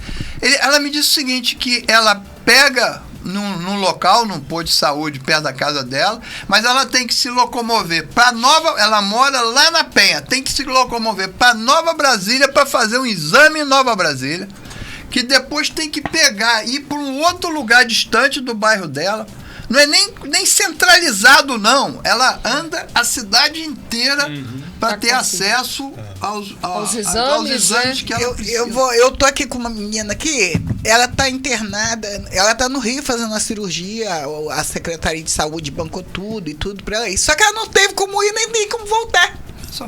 Ela tá internada, ela não teve como ir nem como voltar. Falei pra ela, eu tava aqui, mandei eu vou ver se eu consigo embarcar uma coisa pra poder ajudar pra você vir. Nossa. Porque ela foi fazer uma pós-cirurgia, né, e não teve. Aqui, o Odisseia falou, importante relatar, né, o projeto da prefeitura contemplando o novo PAC que prevê a aquisição de 354 ônibus para a renovação da frota, sendo 106 elétricos e 248 com tecnologia Euro 6, veículo a diesel, porém menos poluente. Onde que é isso? É menos poluente, né? Onde que é isso? Aqui? Aqui em Campos. A previsão é essa, são os 240 milhões, né, do que o governo federal já encaminhou para de 540 milhões pelo novo programa de aceleração. E eu acho interessante isso no presidente Lula, que eu tenho que elogiar, não tem como. Ele é independente, né? Todo mundo sabe que o prefeito de Campos não votou no presidente Lula, né? Votou no republicano, contrário. Né? Ele é uma atitude, ele tem atitude republicana, né? E todo, independente. Se votou em mim, se não votou, é apresentar. A relação tem que ser institucional, né? Tem que ser institucional, né? Aqui, com Tarciso em São Paulo. Eduardo Leite. Né? Eduardo Leite. O aporte que o governo federal fez agora nas enchentes é uma situação lá do Rio Grande do Sul que... Com presença física do outro. O outro estava lá no jet ski. Lá. Então, a gente tem que olhar para frente, vamos continuar continuar olhando para frente, mas não pode deixar de elogiar, né? A gente Eu quero sabe falar uma coisa. que é muito importante. Odisseia, nós estamos aqui, ativista Isso. mesmo. Eduardo, eu tenho sentido ele assim, um pouco afastado do movimento, mas isso, é ampla cobertura aqui no Isso, seu trabalho, é reflete. Paulo Renato, pessoas como você, Campos é inteligível, é uma cidade Nossa. inteligente. Campos tem muita altas gente boa, pessoas, muita gente boa. né? Uma cidade universitária. Nossa. Nós temos pessoas que pensam a mil, né? Graças a Deus eu entro numa turma de 50 alunos dentro da Estácio, o pessoal todo pancada, Sim. né? Tudo, e vejo aí o Paulo Renato uma mente, uma força inteligente. Apesar dos 6,7. 6,7, apesar, né? Tá começando agora, né? Ia fazer uns projetos. Tem coisa que eu tô Vamos esquecendo, conversar. começando a esquecer.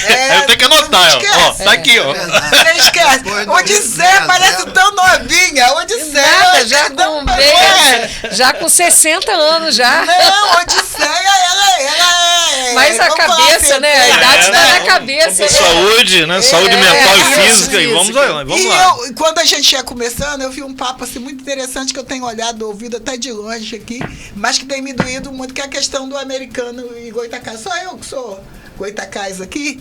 A questão estrutural dos times. pelo Goita, mas tá difícil. Foi acabando tudo. Foi acabando aqueles times de bairro, Isso. União, associação. Eu torcia pro Sapucaia. Meu time era Sapucaia. Campeão de 1974, né? Campeão Fluminense. Na época do antigo estado do Rio de Janeiro. Foi Era time acabando da tudo. usina. Como é que é isso? Como é que tá? Eu frequentei, né? Não, o americano está na 2ª divisão, né? E o Goitacás está na 4ª, né? É só a estrutura O Campos tem o Roxinho tá disputando, o Roxinho tá na 5ª. É o Roxinho. O Roxinho não desiste, né? O Roxinho já teve bem, né? Já. Mas tá na 2ª, né? Na 2ª.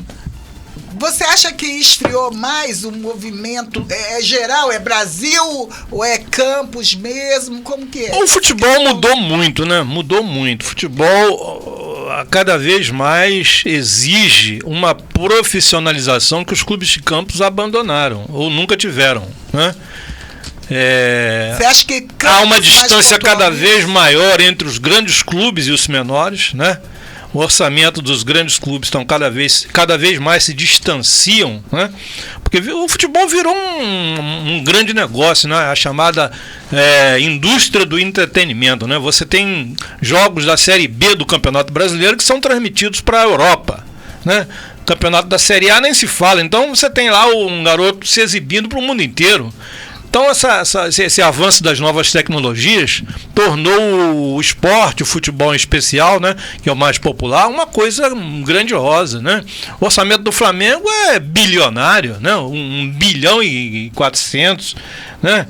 O orçamento de Palmeiras também, quase isso, e por aí. Então, os clubes de Campos não se prepararam para o advento desses novos tempos, né?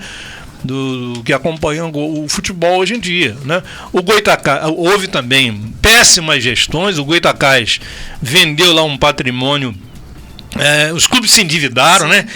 Irresponsavelmente, criminosamente, dívidas trabalhistas. Mas o Goitacás deve 5 milhões, né? O americano conseguiu limpar alguma coisa aí, mas o Goitacás deve 5 milhões. Vai pagar com o quê? Não tem receita nenhuma.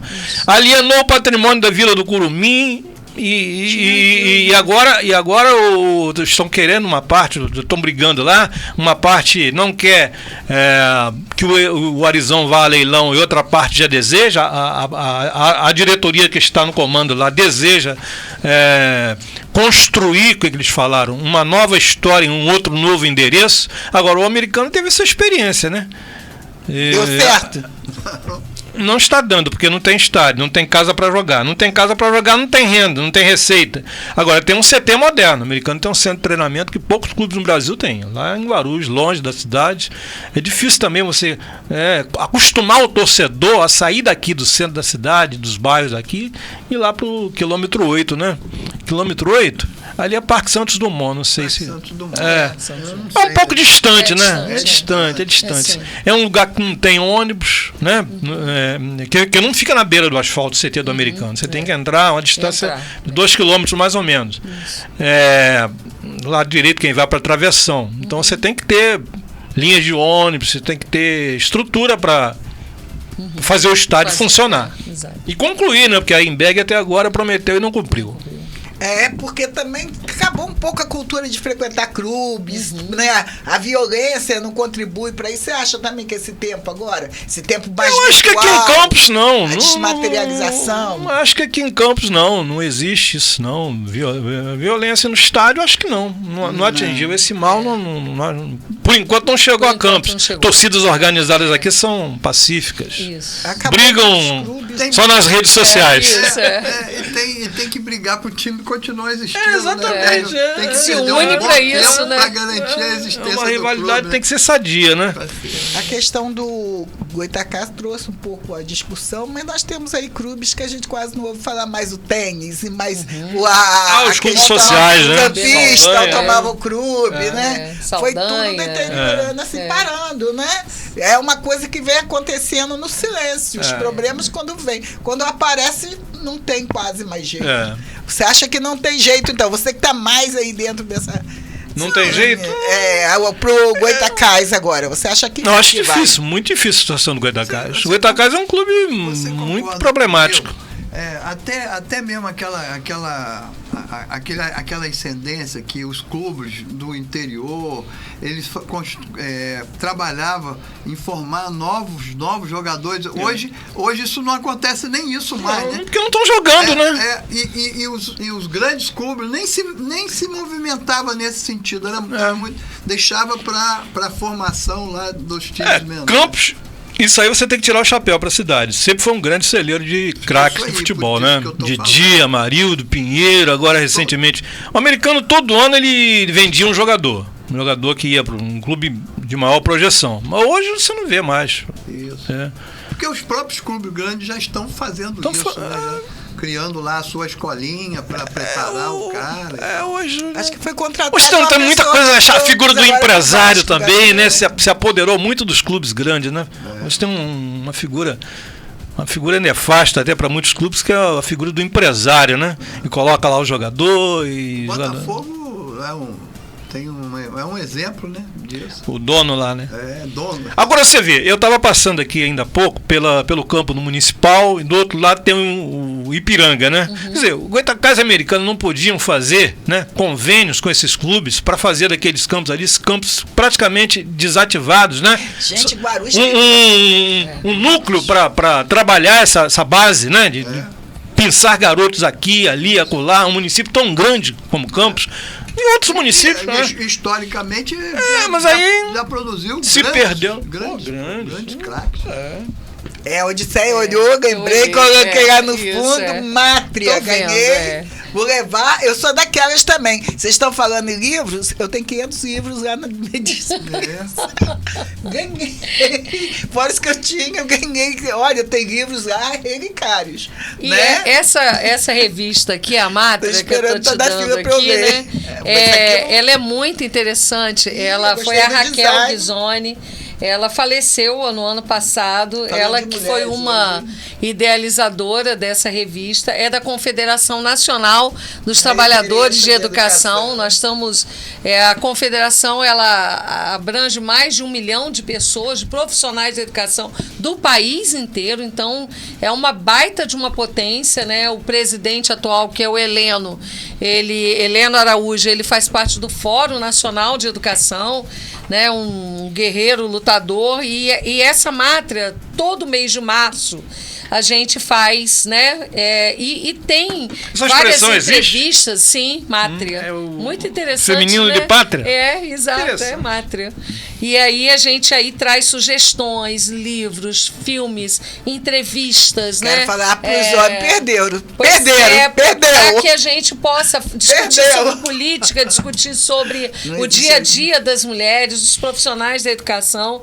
Então, ela é muito interessante. Eu, quando fiz parte da CNTE, eu fui para essa secretaria. Quando a Raquel saiu, eu entrei no lugar dela. E aí foi quando eu fui para o Conselho Nacional das Mulheres, né? Eu fiz parte do Conselho Nacional. Que experiência vem durante 2 anos. E é o que eu falo, essas experiências precisam ser. E aí eu conhecia. Olha só, gente. Eu conheci a ministra. Nilceia Freire, que é da UERJ, né, que foi a que proporcionou a lei das cotas, né, foi a primeira a colocar em prática a lei das cotas na UERJ.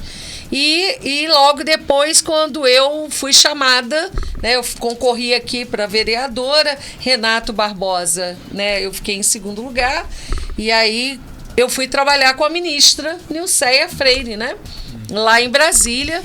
E aí, quando tem o falecimento do Renato, eu volto para assumir, né, aqui a vereança. Mas o que foi mais dos aspectos importantes sobre isso foi a questão, né, foi justamente a Lei Maria da Penha, porque eu peguei na efervescência da aprovação.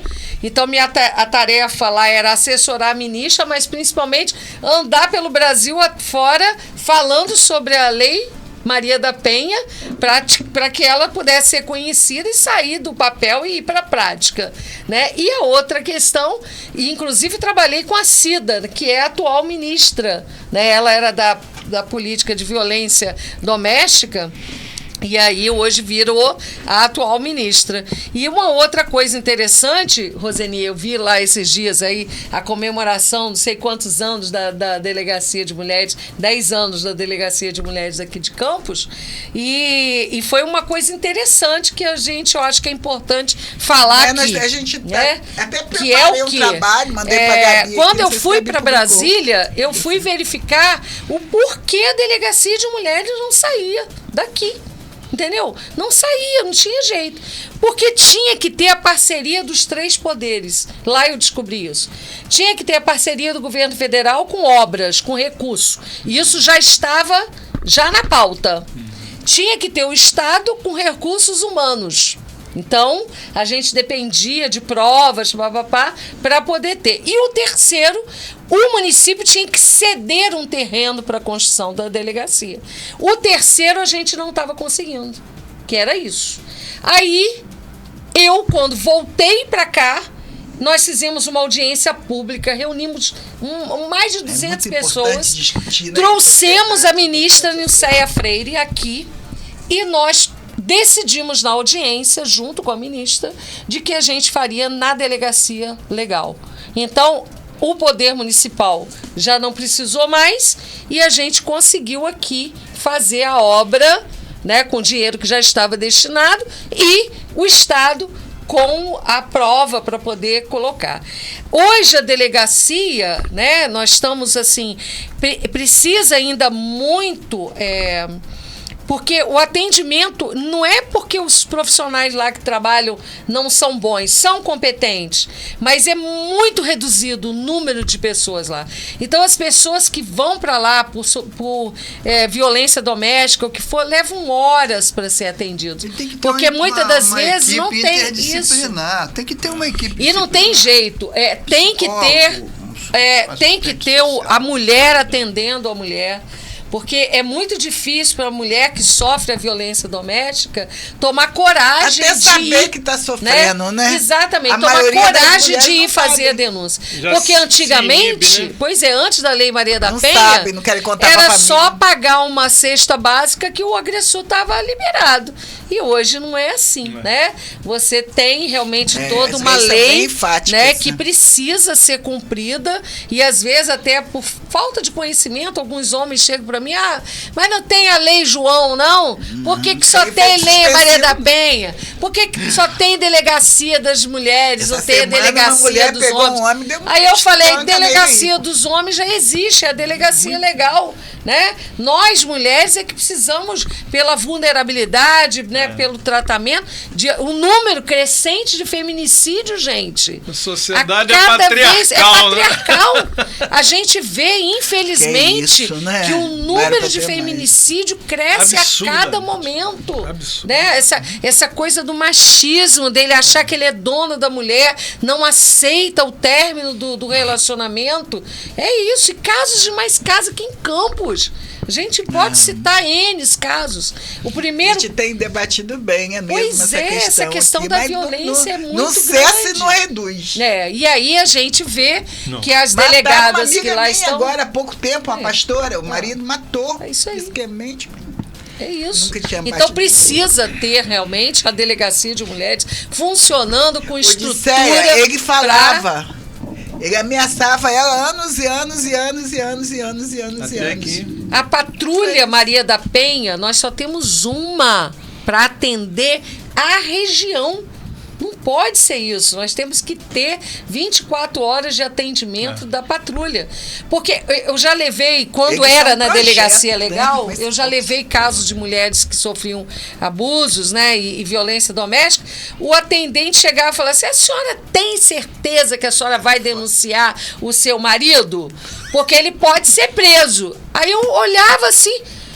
Lógico que sim, entendeu? Então, dentro da delegacia de mulheres, o atendimento é outro, né? Você está sendo ouvida por uma outra mulher, a sensibilidade, né? A sensibilidade, a humanização. Né? Então, quer dizer, é toda uma história. E essa delegada que está aí agora, que está no lugar da Ana Paula, né? Ela é firme. Ela tem percebido que ela tem feito um trabalho assim bem competente e medidas protetivas. Se não cumpre, vai lá e prende. Então acho que são casos. Essa que está na eu agora sucessão ainda? É na sucessão. Eu esqueci o nome. Madeleine? Não é Madeleine, não. Madeleine saiu para delegada, né? Para ser candidata. É uma outra que está na delegacia de mulheres. Falando nisso, como é que você está vendo aí esse quadro aí da... Pode falar? Pode ficar à vontade. Esse quadro da sucessão municipal no Campos. Eita, cenário aí com o PT não definindo candidato, né? Não definindo candidato. A Madeleine é candidata, o Vladimir é candidato à reeleição, segundo as pesquisas, seria o favorito. Como é que você está analisando isso aí? Bom, a questão é a seguinte: a gente ainda não tem uma definição, porque existe também um prazo legal, né? Que é do dia 22 de julho a 5 de agosto, os partidos devem definir os seus candidatos, né? Por enquanto, nós só estamos com pré-candidatos, inclusive na pré-candidaturas a vereadores e vereadoras e para majoritário. Nós temos hoje no PT, dentro da federação, na verdade, né? Porque a federação hoje é o PT, PCdoB e o PV. Nós temos 3 pré-candidatos, que é o Hélio Anomar, o sindicalista, né, que a gente conhece, né? É um histórico nosso, queridíssimo.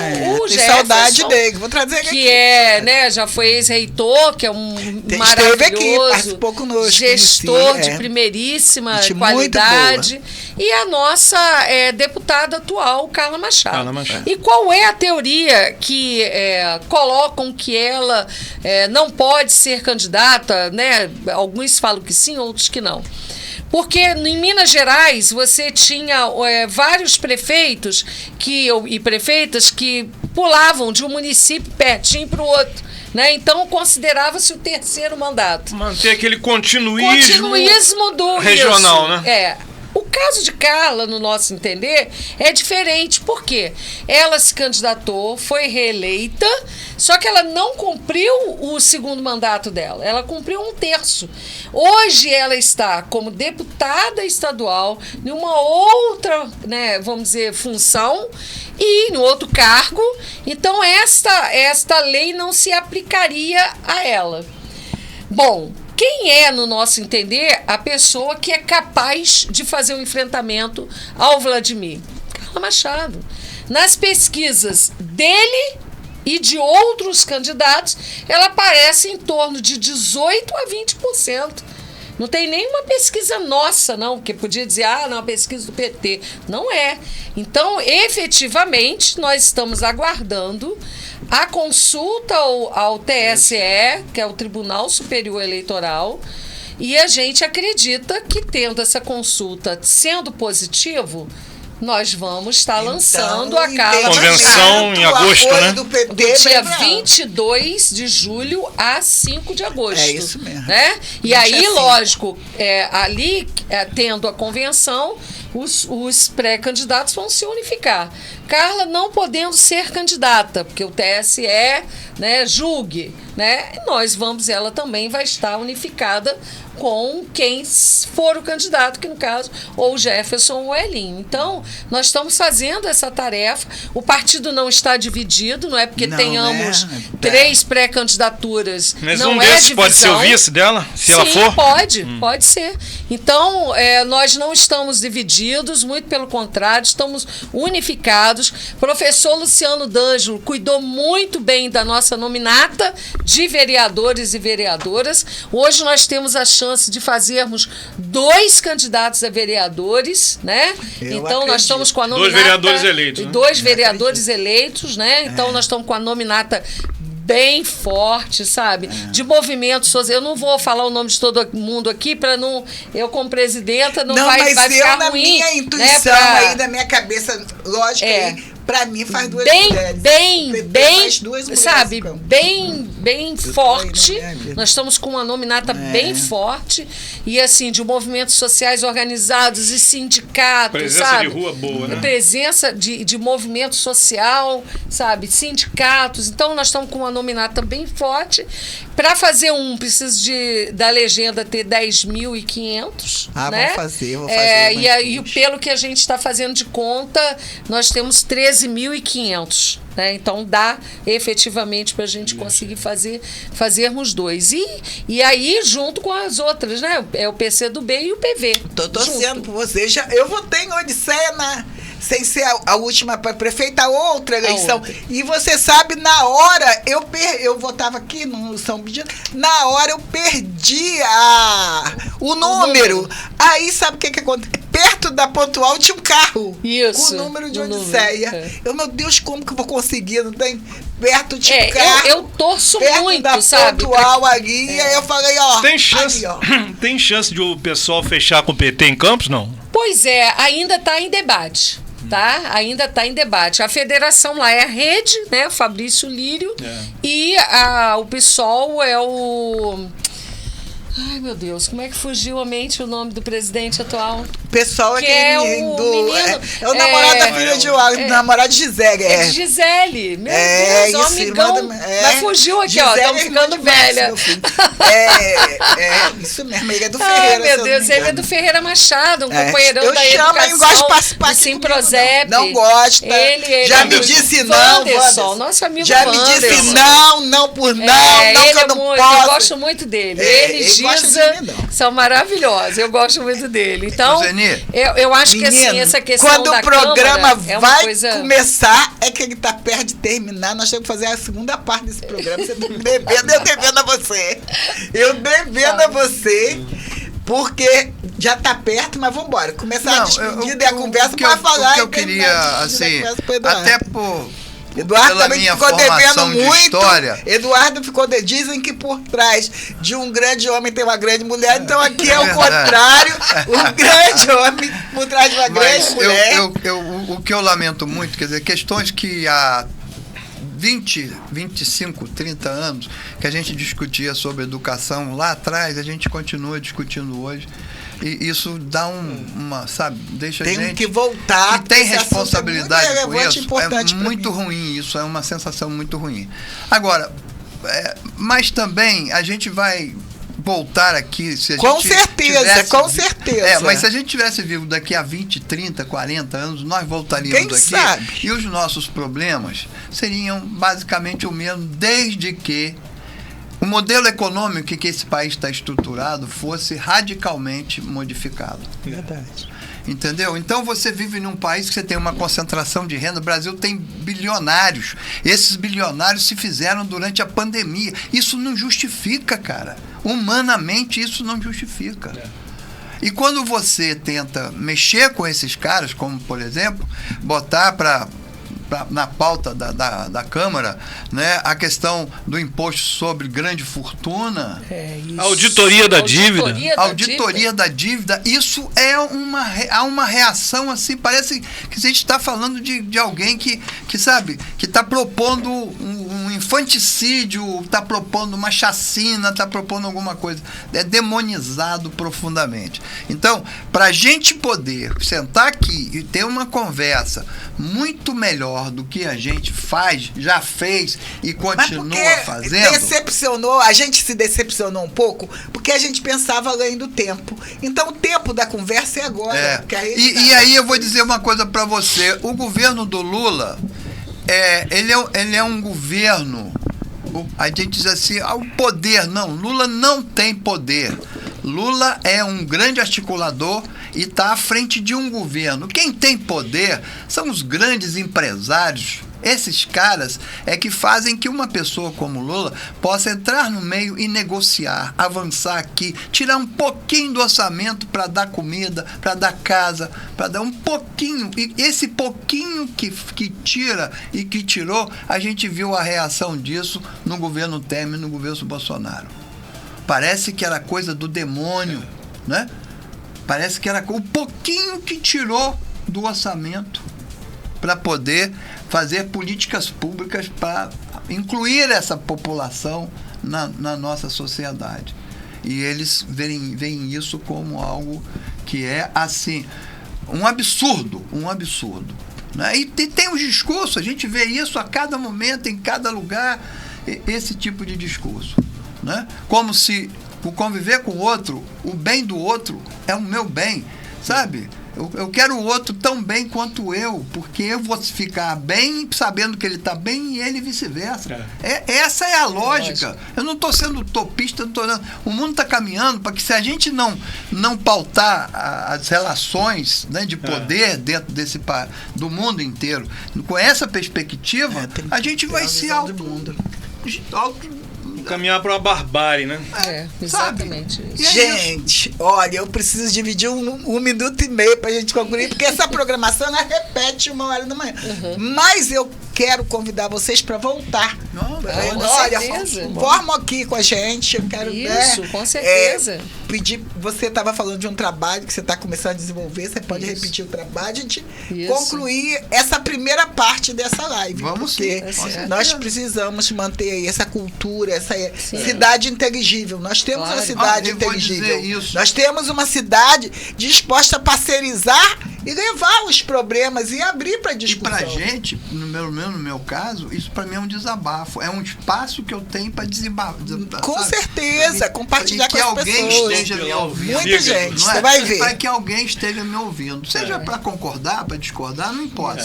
Mas que eu estou tendo esse espaço. Eu faço quase que um trabalho psicológico de sair daqui, eu saio mais leve daqui. A Isabel é lá de Campo Grande, lá do Rio, lá da Zona Oeste, lá do Rio, né?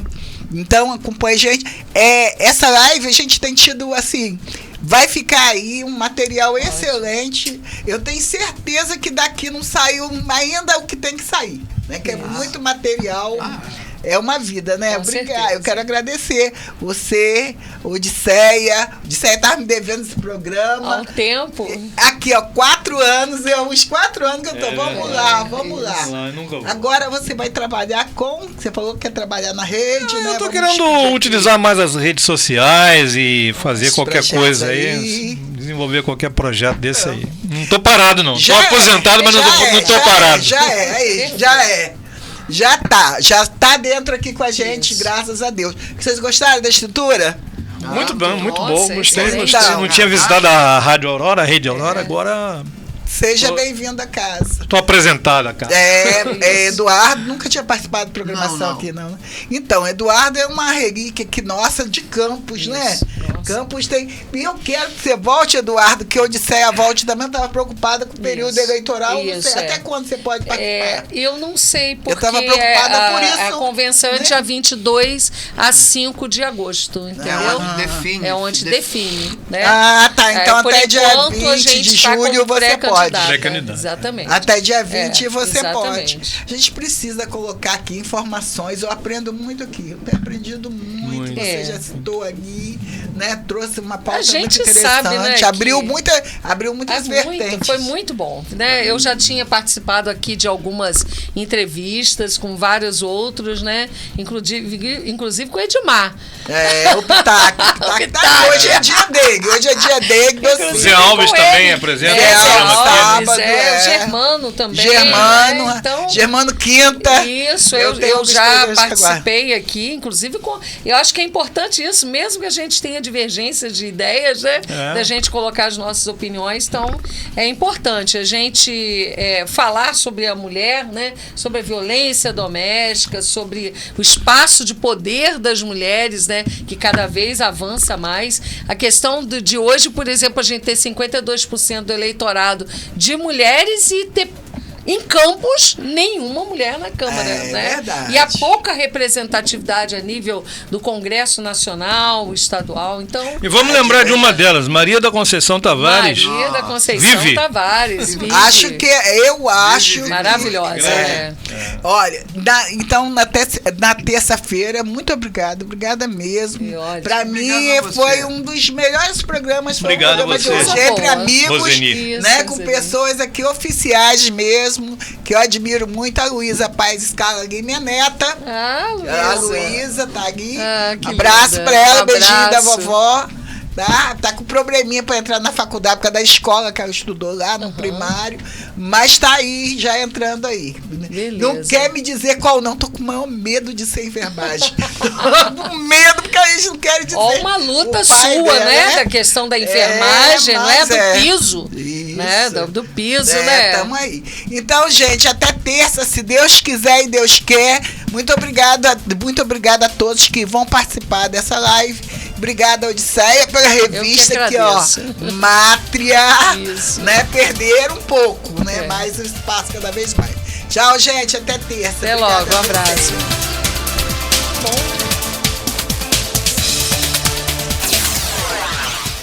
Você acabou de ouvir o programa A Voz de Campos.